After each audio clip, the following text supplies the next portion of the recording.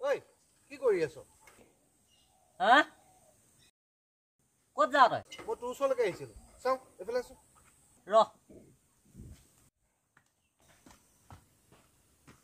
পিয়ালি কিনাৰত অকলে অকলে বহি কি কৰি আছ তই? তোৰ ওচৰলৈকে আহিছোঁ, ডাঙৰ কথা এটা আছে। কি কথা? ব'ল ইয়াত নাপাতো। বৈ তেতিয়াহ'লে আগলৈ যাবি। এই পুখুৰী পাৰলৈ যাওঁ বৈ। বৈ তাতে বহি ল'ম।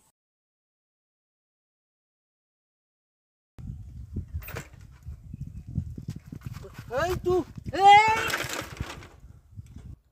লগত নাযাওঁ এৰি দিছ এইফালে আছোন, তইহে উঠিব নালাগে ন চাইকেলখনত। নাযাওঁ মই তোৰ লগত। এইফালে ডাঙৰ কথা এটা আছে, শুন না। শুনচোন তই কথাটো সুধিছ মই নহয় এতিয়া মই ভৰিটোত পৰাহেঁতেন কি হয় বাৰু? তইহে উঠিছ, মই তোক উঠিবলৈ দিছোঁ নি? মই বেয়া চাইকেলখন কি কথা আছিলে? কি কথা?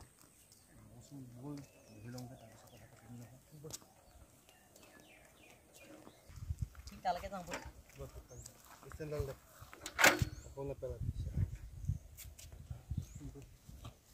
তই যে লৰালৰিকে মাতিলি, কেলৈ মাতিলি? ডাঙৰ কথা এটা আছে। কি ডাঙৰ কথা আকৌ? কাইলৈ পৰহিলেতো গম পাইছোৱে আৰু। কাইলৈ পৰহিলে কি? তই প্ৰেচিডেণ্ট, মই ছেক্ৰেটেৰী হ'ব লাগিব। কি প্ৰেচিডেণ্ট ছেক্ৰেটেৰী? মুঠতে তই প্ৰেচিডেণ্ট, নহয় মই ছেক্ৰেটেৰী হ'ব লাগিব। তেতিয়া কামটো হৈ যাব।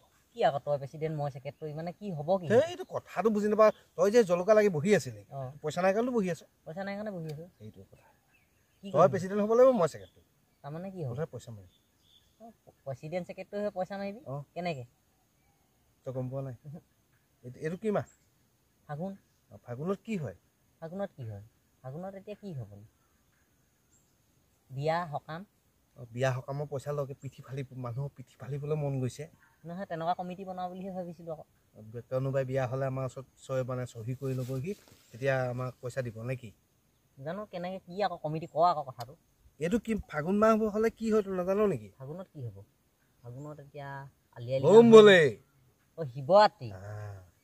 শিৱৰাত্ৰি মুঠতে কি কৰিম বুলি শিৱৰাত্ৰিখন পাতিম বুলি লৈছোঁ। শিৱৰাত্ৰি পাতো? তই প্ৰেচিডেণ্ট হ'বি, মই ছেক্ৰেটেৰী হ'ম। পাতিবি ক'ত? আছে নহয় জেগা, মই উলিয়াই আছোঁ। তাৰপৰা পইচাটো কোষাধ্যক্ষ এটা বেলেগ এটা নাম দিম, কিন্তু আমাৰ দুটাৰ মাজতে পইচাটো ৰাখিম। হ'ব নাই? পইচা দিব জানো মানুহ শিৱৰাত্ৰি পাতিছে? তই দেখা নাই নি? গুগল পে' স্কেনাৰ দি দিয়ে, দূৰৰ পৰাই সেৱা কৰে। আমি তেনেকুৱা চিষ্টেম কৰি দিম। দৰকাৰ হ'লে সাপ দুটামান প্লাষ্টিকৰ সাপ কিনি আনি চাইডত ৰখাই লৈ দিম, আৰু দুটামান মানুহক কৈ দিম যে তহঁতি কৈ দিয়ে ভাল হেৰি পাইছোঁ বুলি, এইটো মন্দিৰত আমি সেৱা কৰি ভাল পাইছোঁ। তেতিয়া মানে কি হ'ব, তোৰ পইচাটো আমাৰ অনলাইন আহিব, আৰু এইভাগেতো গাঁৱৰ মানুহখিনিতো সেৱা কৰিবলৈ যাবই।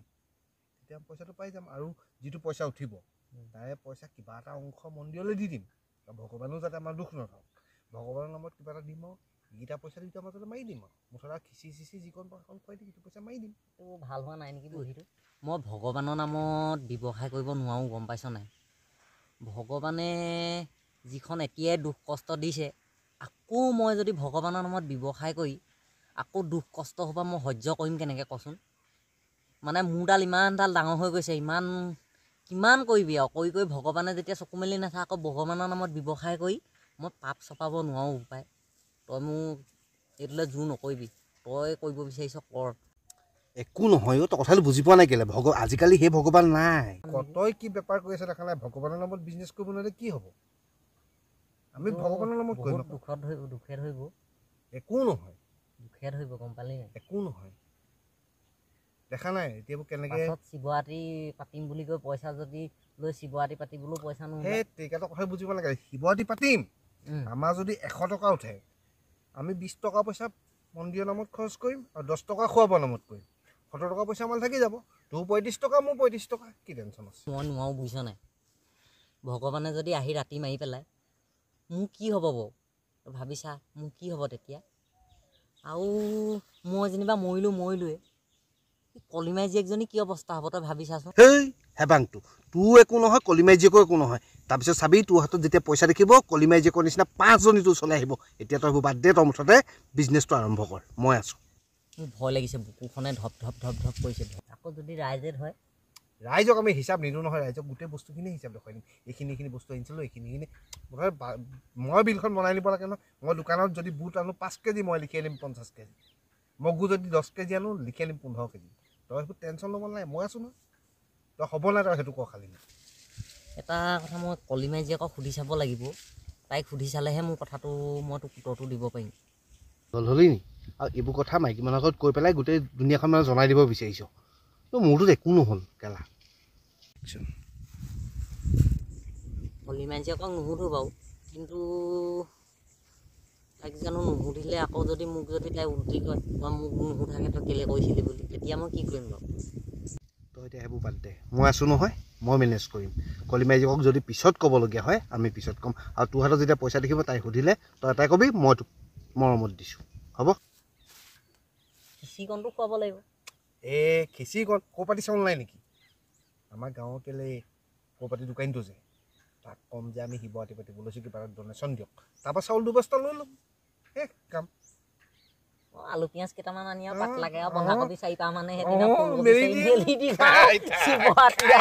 খিচিৰি মা মছলা 5 ফুকন অকণ দি তেল অকণ মাৰি দিম বাহ খিচিৰি বনি গ'ল হৈ যাব শিৱৰাতিত খিচিৰিকণহে লাগে আৰু চুপ মানুহে শুনিব এতিয়া মুঠতে প্লেনটো কৰ এতিয়া পইচা তোলা বুদ্ধিটো কেনেকৈ হ'ব পইচা তোলা বুদ্ধিটো মানে প্ৰথমতে আমি পইচা বেছি খৰচ নহয় ই ৰিচিপ্ট দুটামান কাটি লওঁ আৰু ৰাস্তাতে শিৱৰ ফটোকপি লগাই লৈ আমাৰ গাঁৱততো নাম চাম গোৱা মানুহ কিছুমান আছে সেইকেইজনক ৰাস্তাত বহাই নাম গাবলৈ লগাই দিওঁ শিৱৰ ফটোকপি দি ৰাস্তা যোৱা মানুহেতো ডনেশ্যন দিবই আৰু যেতিয়া ডনেশ্যন দিয়ে তাৰ মাজতে এজন মানুহ আমি লৈ ল'ম পাব্লিচিটিৰ কাৰণে সেই মানুহজনক ক'ম যে ইয়াত এই মন্দিৰত মানে যিখিনি মানুহে কেনেকৈ থাকিব সেৱা কৰাৰ কাৰণে ইয়াত মানুহে শিৱ আশীৰ্বাদ পাই বহুত মানুহৰ ছাকচেছ হৈছে ল'ৰা ছোৱালী নোহোৱা মানুহৰ ল'ৰা ছোৱালী হৈছে আমুক তামুক এটা মানুহৰ কৈ দিম পিছদিনাখনতো আমাৰ পাব্লিচিটি তাৰপিছত গুগল পে' স্কেনাৰ দি দিম দূৰৰ পৰাই সেৱা কৰি থাকিব আমি অনলাইনত পইচা ল'ম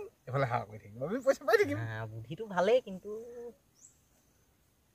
তাৰ মাজতে ঢেৰ কথা থাকে একো নাই আজিকালি ভগৱানৰ নামত বিজনেছ কৰিব লাগে দেখা নাই মানুহৰ ঘৰত এতিয়া ভাওনা এখন আগবঢ়ায় ভাৱৰীয়াকেইটাই ভাবে মানুহক সেৱা কৰা ঘৰে ভাবে যে ভাওনাখন আহিব ধুনীয়াকৈ সেৱা কৰিম কিন্তু গোটেইকেইটা মদ খাই লৈ হস্ত কৰে দেখোন মদ খাই ভাওনা পচন্দ গাইকে কি কথা থাকিলে ভগৱানৰ নামততো এইটো চলিয়ে আছে এইটো মুঠতে সেইটো বাদ দে এতিয়া কামটো হ'ল যেতিয়া তেতিয়া ঘৰলৈ যা ময়ো যাওঁ আৰু গধূলি সময়ত ওলাবি আজি এই প্ৰিণ্ট কৰিবলৈ দি থৈ আহোঁ কাগজখিনি হ'ব শিৱৰাতি হৈ গ'ল আৰু শিৱৰাতি পাতিম তাৰপিছত শিৱৰাতিৰ পিছত আৰু যদি পাৰি আমি মন্দিৰটো চিৰস্থায়ীকৈ ৰাখি থ'ম যেনেকৈ অনলাইন কোনোবাই পে'মেণ্ট কৰিব পাৰিব বুলি আৰু যদি সেইটো বোলে ফ্লপ দেখোঁ যে বেলেগ কিবা কাৰোবাৰ কৰিম আৰু বেলেগ মাহ সাহক বিহুক লৈ বেপাৰ কৰিম খালি কৰোণাজনী নাহিলে হয় ব'ল যাওঁ